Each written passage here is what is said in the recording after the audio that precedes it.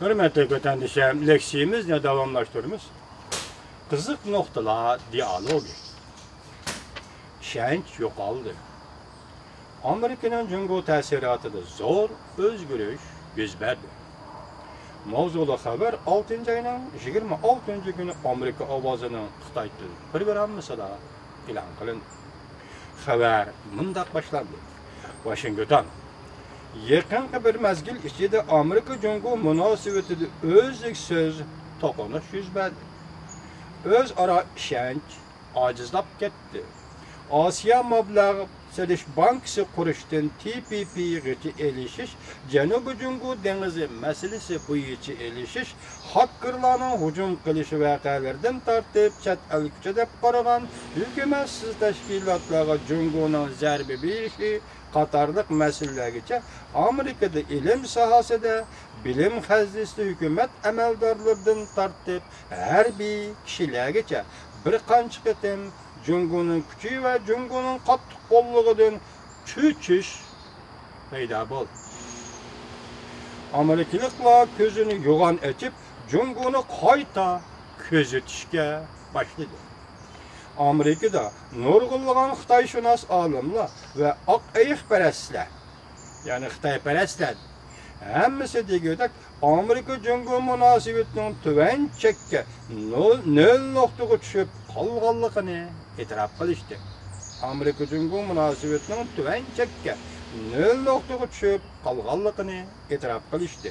Amerika Jungo munosabatida sovuq qish fasli yetib keldi. Amerika Jungo munosabati oxirgi chekka yetdi. Eng tuvan nuqtaga yetib keldi. deydigan söz iboralar orqa-orqadan o'ttirga chiqishga boshladi. Undaqda Amerikada har soha, har qatlamda Jungo to'g'risidagi ko'z qarashlar negizlik bir o'zgarishni boshdan kechirdi-mi qanday? Amerikaning Jungo siyosati tartibga selishga duch keldimi qanday? Bugungi munozara muhokama qatnashgan aziz mehmonlarning ismligi tuvandikcha. Bu munozara muhokama Amerika Ovozi Radiosuning Xitoy til programmasi tashkillangan. Ularning ismligi tuvandikcha. Amerikaning bilim xazinasi Wilson Xalqaro ilmiy tadqiqot markazi, Kissinger Jungo Amerika tadqiqot o'rnining mudiri Daybo Apandi. Onun İngilizce ismi Robert Daly ekan. Yana bir kishi Shimoliy Amerika Dunyo gazetining ma'lum bosh tahriri Vijibo. Juntian axborot Washingtonda turishliq alohida xodimi Sang Bo-Hwa. Hamda siyosiy obzorchi, iqlim masalalari tahlilchisi Chim Po-Kong qatorliq kishilar bugun Amerika Ovozi Radiosi Xitoy til bo'limining munozara muhokama programmasida qatnashdi. Avval fikr qilgan Daybo Apandi mundaq hisoblagan. Amerikaning Jungo to'g'risiz ko'z qarashlarining o'zgarishiga sabab bo'lgan omillar avval Jungoning Janubiy dengiz va Sharqiy dengiz siyosatidir. Onundan boshqa Rais Xi Jinpingning qiliqlari bu omillarning ichidagi bir omildir. Avvalida Rais Xi Jinping shaxsga cho'qinish yo'li qarab mangdi. Ama Amerikalılar şahsi çoğunuştan bizar idi.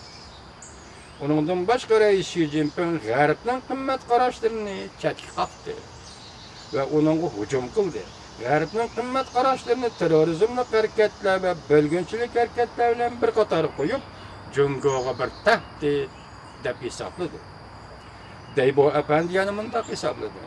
Amerikada qattiq qo'llab bosh ko'targachga Amerikaning Jungoga qaratgan siyosati bundan keyin texmi qattiq bo'lishi mumkin. Daybo Apandi mundaq dedi. Yana mundaq hisobladi. Amerikada qattiq qo'llab bosh ko'targachga Amerikaning Jungoga qaratgan siyosati bundan keyin texmi qattiq bo'lishi mumkin. Masalan, Janubiy Jungo dengiz masalasida Amerika Jungo yasab olgan orollarga 12 dengiz mil yaqin orliq tarbiya parxot va harbiy aeroplanlarni avatishi mumkin. Jungoning yasab olgan orollarga egilik huquq talab qilishini Amerika e'tirof qilmaydiganligini bildirib qo'yishi mumkin. Vijibo Apandi bunday ko'rsatdi. Amerika'nın Cungo qaratqan siyasi 1949 yıldan başlap hazırgacha bir işenmey kelyaptgan siyasetdir. 1989 yıldan keyin bu siyaset texmi şundaq boldi. Bugun Amerikada bundaq gumon qilish texmi cho'nqurlashdi. Her qaysi kişiler Amerika'nın Cungo siyasetini tertip selinish kerak deyishdi ve bundaq ortaq tunush jo'lanishga başladı. Amerika'da Cungo siyasetinin özgürüşünü bütünlüğü Cungo özü keltirip çıkardı.